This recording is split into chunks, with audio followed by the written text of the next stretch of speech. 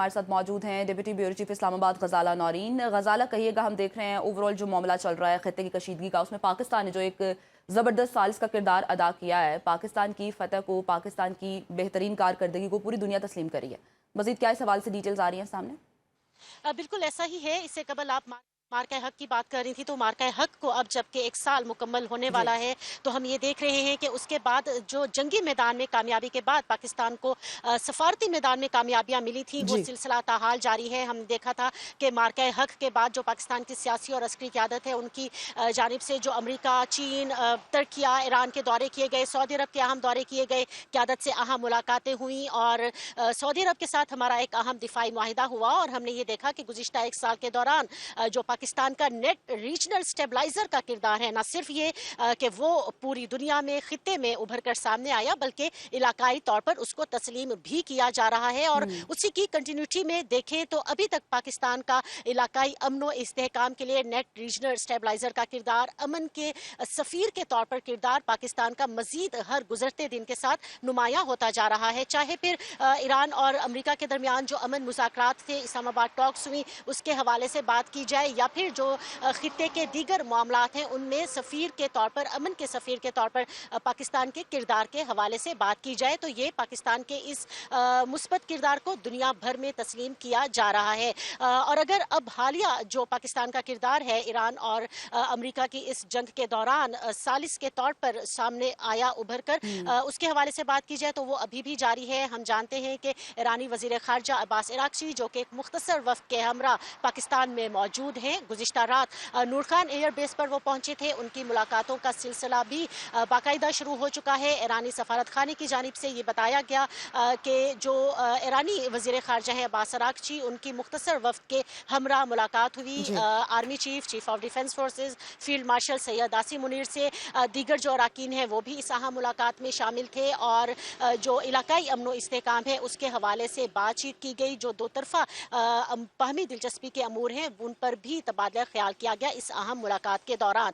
और इस हवाले से जो फुटेज सामने आई उसमें भी देखा जा सकता है कि कितने पॉजिटिव नोट्स पर बातचीत की जा रही है पाकिस्तान और ईरान के वफूद के दरमियान इलाकाई अमन व इस्तेहकाम के हवाले से। और अगर जो ईरानी वज़ीर ख़ारजा अब्बास अराग़ची मसरूफियात का जिक्र किया जाए तो यकीनी तौर पर उनकी मुलाकात होनी है वज़ीर आज़म शहबाज शरीफ के साथ, उनकी मुलाकात शेड्यूल्ड है। इसके अलावा जो नायब वज़ीर आज़म वज़ीर ख़ारजा इसहाक़ डार हैं, उनके साथ भी ईरानी नायब वज़ीर ख़ारजा की ये अहम मुलाकात मुतवक्के है। और इम्कान ये है कि आज जब ये मुलाकातों का सिलसिला ख़त्म होगा तो इम्कान ये है कि ईरानी वज़ीर ख़ारजा अब्बास अराग़ची, जिनकी जानिब से ये बताया गया था कि इसके बाद वो मास्को और मस्कत के दौरे पर रवाना होंगे, तो वो उसके लिए रवाना हो जाएंगे। बहरहाल जी, इस वक्त पाकिस्तान दुनिया की जो निगाहों का मरकज़ बना हुआ है और इलाकाई अमन व इस्तेहकाम के लिए पाकिस्तान का किरदार, जो कि गुज़िश्ता एक रात से हम देख रहे हैं, गुज़िश्ता 1 साल से हम देख रहे हैं कि जारी है, वो इस वक्त भी जारी है। बिल्कुल ऐसा ही है और मरकज़ निगाह तो पाकिस्तान बना हुआ है विदाउट एनी डाउट। गजाला, ये भी कहिएगा, हमने देखा कि ईरानी वफ़द तो मौजूद है अब्बास अराग़ची के साथ, पाकिस्तान में उनकी आमद हो गई। अब अगर हम अमरीकी वफ़द की बात करें तो उनकी आमद कब तक मुतवक्के है? आज हमने देखा है कि कैरोलाइन लेविट की जानिब से भी कहा है कि जल्द उनका वफ़द अमरीका से पाकिस्तान के लिए रवाना होगा, तो मज़ीद क्या डिटेल सामने आ रही है इस हवाले से?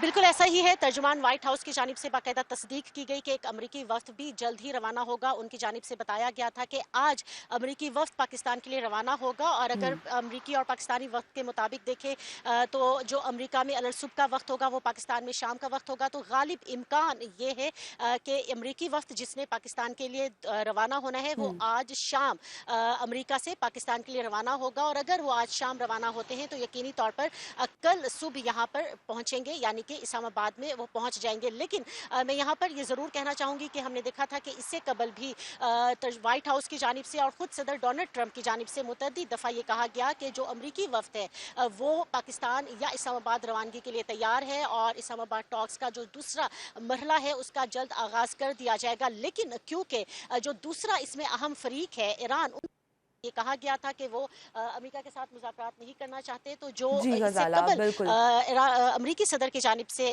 अनाउंस किया गया था, तो अमरीकी वफ्द रवाना नहीं हुआ था।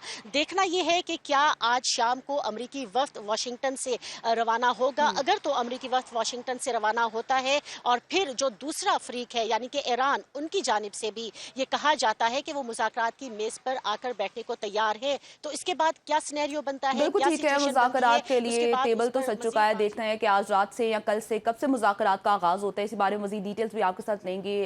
तफसीलात बताने के लिए आपका बहुत शुक्रिया।